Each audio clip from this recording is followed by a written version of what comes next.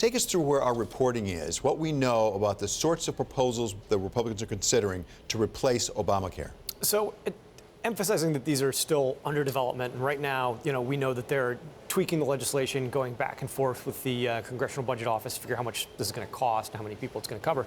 What we do know initially is that the outline of the plan that they have come up with so far is probably going to cover significantly fewer people than are covered by Obamacare right now. Now, there's a couple aspects to that. One, they're taking away the requirement that everybody buy coverage, which forces a lot of people into the program, and they're probably going to lessen some of the subsidies that people get, which is going to make it less easy for people to afford to go out and purchase coverage on their own. So you combine those two things, you roll back some of the Medicaid expansions, you're essentially looking at what is going to be a higher rate of uninsurance in the U.S. As a result of this. Well, and the point person for this from the administration really is Tom Price, former congressman, now Secretary of HHS.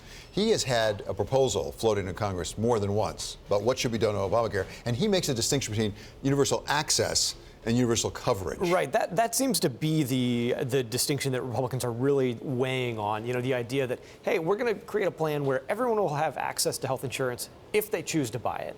Now, critics of that, I think the head of the NAACP was out there saying, I've got access to a Mercedes-Benz. It doesn't mean I have the money to go out and spend on it.